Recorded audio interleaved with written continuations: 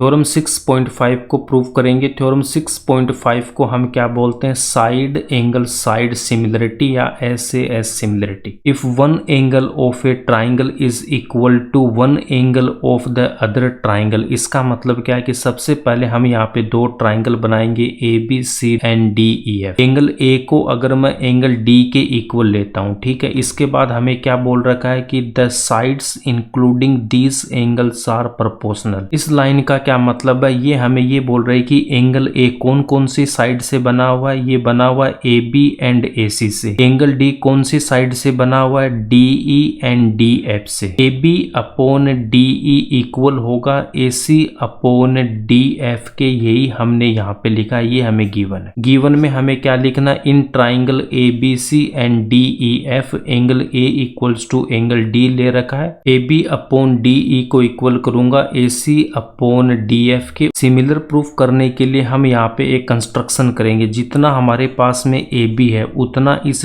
DE पे हम यहाँ पे लेंथ मेजर करेंगे। DE पे वो जिस पॉइंट को कट करेगा उसको मैं P बोलूंगा, एंड उसके बाद AC के इक्वल की लेंथ हम DF पे कट करेंगे, जिस पॉइंट पे वो कट करेगा उसको मैं Q बोलूंगा। PQ को हम यहाँ पे ज्वाइन करेंगे। AB इक्वल्स टू हमारे पास यहाँ पे कितना होगा, DP होगा, एंड AC के इक्वल जो लेंथ है वो क्या हो जाएगी, DQ होगी। ये दोनों ट्राइंगल्स हमें यहाँ पे ड्रॉ करना है, इन दोनों को हमें ड्रॉ नहीं करना, ये आपको समझाने के लिए मैंने यहाँ पे बना रहा। ट्राइंगल ABC को ट्राइंगल DEF के हमें सिमिलर प्रूफ करना है, और कंस्ट्रक्शन में हम क्या लिखेंगे, AB equals to DP and AC equals to DQ and join PQ। इसको प्रूफ करने के लिए हम यहाँ पे ट्राइंगल ABC लेंगे एंड ट्राइंगल DPQ लेंगे। AB इक्वल्स टू हमने DP यहाँ पे कंस्ट्रक्ट कर रखा, तो AB किसके इक्वल होगा, DP के इक्वल होगा। उसके बाद AC किसके इक्वल हो जाएगा, DQ के इक्वल होगा बाय कंस्ट्रक्शन। एंगल A को हमने एंगल D के इक्वल ले रखा, तो यहाँ पे लिखेंगे angle A equals to angle D हमें गिवन है। AB यहाँ पे साइड है, A इसका एंगल है, AC भी यहाँ पे साइड है, DP यहाँ पे साइड है, D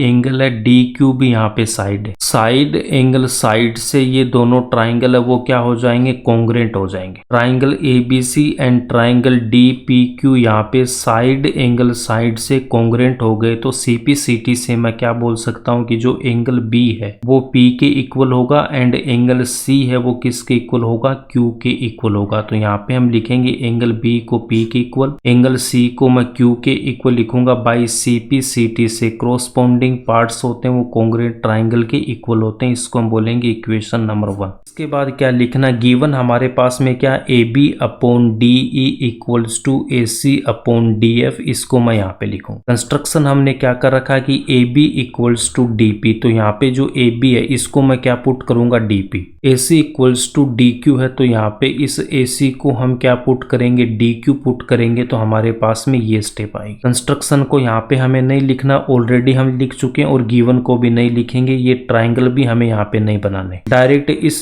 स्टेप को लिखना। इसके बाद हम यहाँ पे लिखेंगे ये स्टेप, ब्रैकेट में लिखूंगा by construction. DP upon DE यहाँ पे गिवन है, ये तो मेरे पास में क्या हो जाएगा, DP, और यहाँ डिनोमिनेटर में ये जो पूरी साइड है वो गिवन है DE। DQ upon DF given है DQ, और ये जो पूरी DF है ये गिवन है। थ्योरम 6.4 में भी हमने ये सेम स्टेप वहां पे फॉलो कर रखा है। तो यहाँ पे हमें क्या करना है, देखो सबसे पहले इसको मुझे यहाँ पे रेसिप्रोकल करना है। DP एंड DQ की हमें रिक्वायरमेंट है, तो इसको हमें क्या करना, डिनोमिनेटर में लेके आना। तो डिनोमिनेटर में लेके आएंगे तो इसको हमें रेसिप्रोकल करना होगा। DE एंड DF की रिक्वायरमेंट नहीं है, तो इसको हम कहाँ पे रखेंगे, न्यूमरेटर में रखेंगे। PE एंड QF की हमें रिक्वायरमेंट है, तो यहाँ पे हमें क्या गिवन है, देखो यहाँ पे हमें ये जो पूरी साइड गिवन है, DE गिवन है, DF गिवन है। PE एंड QF की रिक्वायरमेंट है, तो हम यहाँ पे क्या करेंगे, दोनों साइड हमें 1 यहाँ पे माइनस करना होगा। एलसीएम लेके इसको सोल्व करूंगा, एलसीएम यहाँ पे क्या आएगा, DP आएगा, तो यहाँ पे DE माइनस DP। DE में से मैं यहाँ पे DP जब माइनस करूंगा तो कितना आएगा, यहाँ पे PE आएगा, तो यहाँ पे हम क्या लिखेंगे, PE।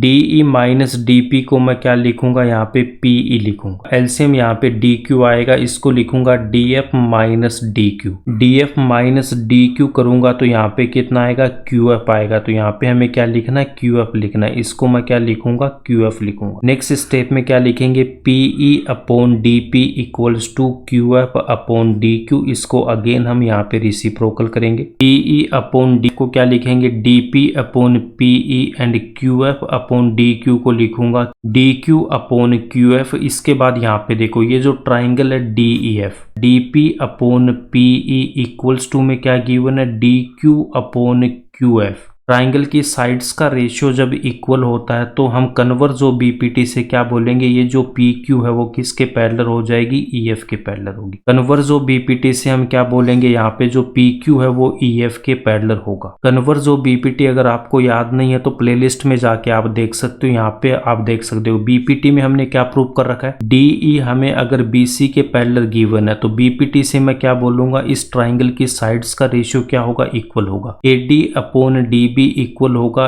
एई अपॉन ईसी के, ये हम बीपीटी से बोलेंगे। कन्वर्स ऑफ बीपीटी में हमें क्या गिवन होगा, इस ट्राइंगल की जो साइड्स है उनका हमें रेशियो सेम गिवन होगा। AD upon D B equal given है एई अपॉन ईसी के, तो उस केस में हम क्या बोलेंगे, ये जो डीई है वो किसके पैरेलल हो जाएगा, बीसी के पैरेलल होगा। कन्वर्स ऑफ बीपीटी से यहाँ पे हमारे पास में देखो क्या गिवन है, DP upon PE equal given है D Q upon Q F के, यहाँ पे ये जो गिवन। कन्वर्स ऑफ बीपीटी से हम यहाँ पे क्या बोलेंगे, जो ये पी क्यू है वो ई एफ के पैरेलल होगा। तो पी क्यू जब ई एफ के पैरेलल है, L1 and L2 two lines अगर पैरेलल है और एक लाइन यहाँ पे इसको ऐसे कट कर रही है तो यहाँ पे जो एंगल है वो क्या होंगे, इक्वल होंगे। एंगल P है वो एंगल E के इक्वल होंगे। देखो PQ यहाँ पे EF के पैरेलल है और ये एक ट्रांसफर लाइन यहाँ पे इसको कट कर रही है। एंगल P है वो एंगल E के इक्वल होगा। यहाँ पे भी ये जो ट्रांसफर लाइन है वो इसको कट कर रही है तो एंगल Q है वो एंगल F के इक्वल होगा। पैरेलल लाइंस को अगर कोई ट्रांसफर लाइन कट करेगी तो यहाँ पे जो एंगल बनेंगे वो क्या होंगे, इक्वल होंगे। एंगल Q है वो एंगल F के इक्वल होगा। कॉरस्पॉन्डिंग एंगल्स है, इसको हम बोलेंगे इक्वेशन नंबर 2। इक्वेशन नंबर 1 में हमने क्या ले रखा कि एंगल B वो P के इक्वल एंड एंगल C है एंगल Q के इक्वल बाई CP CT से, इसको हमने इक्वेशन नंबर 1 बोल रहा। एंगल P यहाँ पे B के इक्वल है एंड इक्वेशन नंबर 2 में जो एंगल P है वो किसके इक्वल है, E के इक्वल है। इक्वेशन नंबर 1 एंड 2 से मैं क्या बोल दूंगा कि जो एंगल B है वो किसके इक्वल हो जाएगा, वो E के इक्वल हो जाएगा। तो यहाँ पे लिखेंगे angle B equals to angle E। Angle Q angle C के इक्वल गिवन है एंड यहाँ पे एंगल Q है वो किसके इक्वल है, F के इक्वल है। तो एंगल C है वो किसके इक्वल हो जाएगा, F के इक्वल हो। एंगल C किसके इक्वल हो जाएगा, F के इक्वल हो जाएगा and angle A equals to angle D हमने ले रखा जो गिवन है। एंगल A एंगल D के इक्वल आ गया। एंगल B किसके इक्वल आ गया, एंगल E के एंड एंगल C किसके इक्वल आ गया, एंगल F के। Triangle ABC and triangle DEF में कॉरस्पॉन्डिंग एंगल्स इक्वल आ गए तो ये दोनों ट्राइंगल क्या हो जाएंगे, ये सिमिलर हो जाएंगे। बाई ट्रिपल ए सिमिलरिटी से ये दोनों ट्राइंगल यहाँ पे सिमिलर होंगे और यही हमें प्रूव करना था। यहीं पे थ्योरम 6.5 कंप्लीट होती है। अगर आपको वीडियो पसंद आया तो इसको लाइक करना, अपने दोस्तों के साथ शेयर करना और इस चैनल को सब्सक्राइब कर लेना।